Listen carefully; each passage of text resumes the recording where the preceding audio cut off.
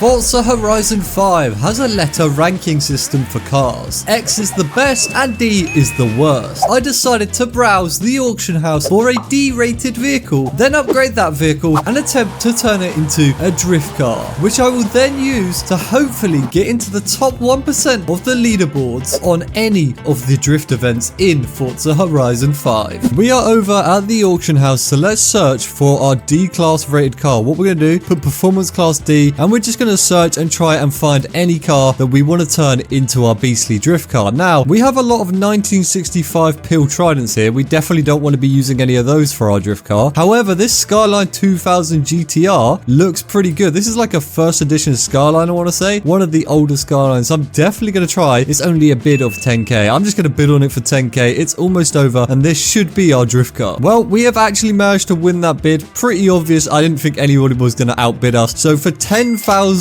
credits, we actually got ourselves an old school Nissan GTR. This thing looks absolutely awesome. Now, looking through my cars, I seem to have a bunch of Skylines anyway, but why is this one epic rarity and the others aren't? Well, I took the non-epic rare one because it's lower rated and actually has more power for some reason. Let's try and upgrade this bad boy. Now for the engine, I'm going to go with the racing 3 litre. Gonna take, should we go racing? Yeah, let's take the racing 3 litre. Then I want to take a twin turbo if possible, and this thing is going to be absolutely beast with that. That should make a lot of power, and then we can chuck on our wide body kit with the exposed front radiator, which looks pretty cool. This thing is looking mean already. Let's get some 285s in the rear, and I think I'm going to go for some 235s in the front. Is there anything we can add to the front? I would rather have the exposed radiator, I think, than that front bumper. And in the rear, yeah, let's get that wing. That wing's pretty cool. And on the back, well, that removes the crash bar type thing, but I definitely prefer it with it. So actually, what I'm going to do is keep the stock one. Gonna whack on the drift tire compound as well. I'm going to put these HREs on, and these things look okay. They kind of give off old school American Mustang. This is what this car is looking like, some old school American Mustang. Let's go with 16s in the front, and then we can go with 17s in the rear. I still might change these wheels. We pretty much just want to max out everything now. So what I'm going to do is I'm actually going to head over to the drivetrain and start maxing out everything here, going with the race clutch, and then obviously we can go with our drift transmission and pretty much put anything drift on or anything race on. Now that that's upgraded, the drivetrain fully upgraded, I'm actually going to change these wheels. I believe there are some like T37 looking wheels on here, so I'm just going to try and look for those, see if I can find them. They should be somewhere around here. Yes, this is what I want. Perfect. Let's upgrade everything in the platform and handling section. I am actually going to leave out the roll cage. Not going to have a roll cage just for weight purposes. However, I will get the weight reduction kit. Going to put on some springs and dampers, put the drift ones on. Gonna leave the anti-roll bar stock both on the front and the rear. Now that's all upgraded, all we have left to do is the engine. I'm gonna upgrade everything to race once again, and then we should be pretty much good to go. I don't think there's anything in this section that I really need to change too much. I'm just gonna keep everything race, try and get the most power out of this car as I can for now. This should probably take it up to about an S-rated car, I believe. So we're going from a D-rated car up to an S1 rated car, which is going to be pretty beasty. We do want those race twin turbos. Not going to have them with anti-lag, just going to get some normal race twin turbos. Now this car is looking beast. I think we're done with this. Install the setup. We're gone up to an S1 car. This thing is hopefully going to handle like a machine now. I'm going to change the paint slightly. I want to go with something a bit more white. Hopefully that will stand out a bit more. And then for the rims, I want to be changing those as well. Probably going to go with like a chrome on the rims. Yeah, that's looking very fresh. Although it does kind of contrast slightly with the paint color, but I think that is looking very fresh. I'm going to keep it looking like that. Let's get those windows tinted as well. Let's just darken those slightly. Got some green brakes, which I'm actually going to change back to the red ones because I didn't really like the green ones, and apparently I'm going to be kicked due to inactivity even though I'm making a car. Well, we're now in the real world and we can actually begin testing our drift vehicle and seeing how this thing handles. Already, without any changes to this vehicle, it actually handles pretty damn well. This thing slides pretty good. There are a few changes I want to make to the gearing. I'm going to quickly fine tune this car, so I'm going to put down to the rears to 15, keep those fronts at 32. Gonna go with like a 0.5 camber in the rear. Gonna set both my anti-roll bars to a 3, and then everything in dampening I'm just gonna set to a 4. Gonna soften up the springs as well, just so the car is a lot more smooth on that rear end, not so planted and stiff. That's more for race cars. And then obviously we're gonna keep the ride as low as it can possibly go, which it already is at. Downforce I'm probably just gonna keep in the rear. Gonna keep that probably around 200. I don't have the front downforce unlocked, so we're just gonna go 200 in the rear. Brake balance I'm gonna go with 60 in the front, and I'm gonna keep everything else the same. And finally for the diff, I'm gonna go with 100%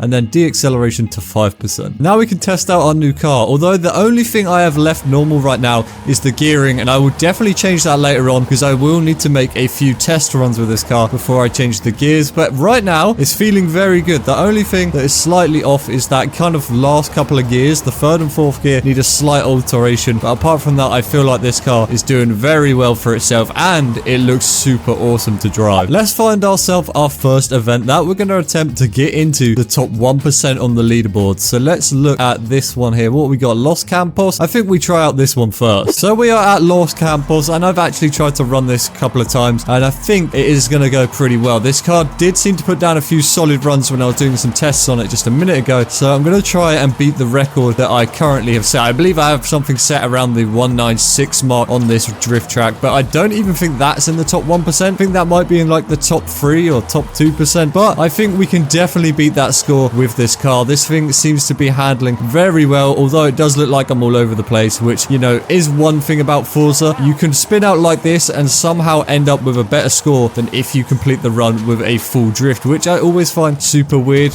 but that's the way Forza scores things, more on angle than actually completing a full run, which is a bit strange because I feel like if you complete a full run that's clean, you should get more score instead of just having these huge angles where you can all-wheel drive drift into the corners. But, you know, that's how the game works, and we got 182k score, which is not good. Apparently my highest is 206 by the looks of things. I swear on the leaderboards my highest is not even 206. Is there like a leaderboard for each way? Because I'm pretty sure when I done it this way last time, my leaderboard was like 196. I mean, we can always see when we get to the end, but this thing is actually looking really smooth through this first section here. Then this kind of final section is where the car kind of slows up a bit. And now this is where I need to sort the gearing out for this track especially. It definitely could work if this track was really long, but because it has this narrow section here, I would need to alter the gears, and I think that's one thing I'm going to need to do if I want to beat the record on this track. However, this thing is handling like an absolute pro, sliding through these corners, and it's doing it with kind of ease as well. This feels like a better run than last time, but we're not even scoring that much better than last time. Oh, we got 196. Now, is that actually better? No, see, look, apparently my highest is 196 on this side too. I have no idea why it said I had a high score of 200 and something thousand when I clearly had 196 just then, and it said that my highest was 196 something. We didn't quite beat it, but we was very close to beating it, so I reckon with a few more runs we can definitely beat that, but I don't know if that will be enough to get us into the top 1%. Nowadays, Assetto Corsa is very hard to get into these higher places,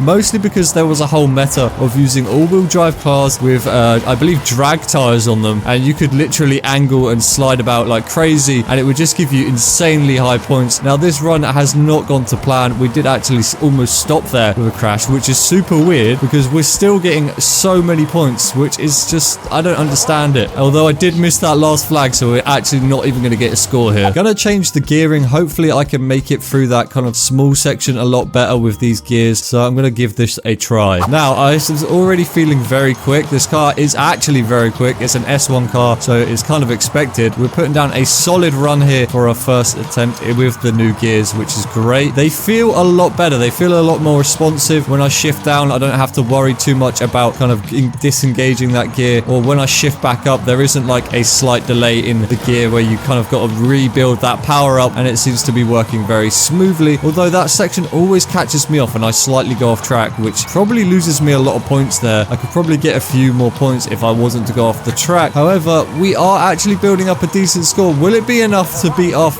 No, it will not. I'm going to try one more attempt before I jump on over to a different drift track, because this one is proving to be a bit tricky for this car. This section here really has been the reason I think that I'm losing out. I want to pick a track with a bit more high speed drift, because this car feels like it's very much suited to those longer lines, not quite so much these shorter sections. It's definitely filtered, or catered, should I say, catered to the longer lines and catered to the big corners where you can drift for a long time. So I'm definitely going to try that. We have span out. Now that could affect us massively, although because it's Forza, somehow I will magically perform a better run with that spin out than actual making a full clean drift run, and I have no idea how that works. Honestly, with one spin out, we're already at almost 160k, and I reckon we could actually beat our top score if we just hold a big drift through the end here. This could, yeah, we've actually beat our score with a really terrible run in my opinion, which I just don't understand. Time to check the leaderboard. So we're 25% out with our friends, which I don't quite understand how that works, and we are top 2% in the world, which, you know, isn't too bad. I think we go for a longer drift track track. Something like this is looking pretty good. Let's head over here. So I'm gonna give this track a try. Let's see how this goes. This track does look like it's got less corners in it. They're much wider corners, so hopefully I can carry a load of speed around these, and then hopefully this should be a nice way for me to get a top 1%. I believe this car definitely has the capability of getting into the top 1%, especially on this track here. It's got very long corners, so if I can hold out this drift all the way along it, then we should be able to gain up a decent score and then easily get into the top 1%. I've got full faith in this track with this car. This thing could definitely do it. We got 160k, which is actually my personal best apparently on this track, which I don't actually think that's particularly great. That first run did actually feel really good. Although we did have a weak start to it, it did feel really good towards the end. We actually held the drift for a long time. Now we are going backwards this time, and already I'm feeling very good about this car. It's holding the drift very well. It's got enough speed for this, and it's actually ripping through these corners. We're holding a decent angle too. Now as long as we can hold this section here, we should actually be able to beat our previous score already, which is awesome. So we're already improving. 161k, just about beat our old score, but hopefully this will put us into the top 1%. And just like that, we are in the top 3%, so we're not too far away. If we're in the top 3%, we can't be too far away from the top 1%. So if we do this one more or two more times and we beat our score each time like we've been doing, I reckon we will definitely make it into that top 1%, which will be super awesome to know that I have built a really cool looking drift car that has managed to make it all the way from a D-class rating up to an S1 rating, built by me, tuned by me, and then driven by me, and made it fully into the top 1%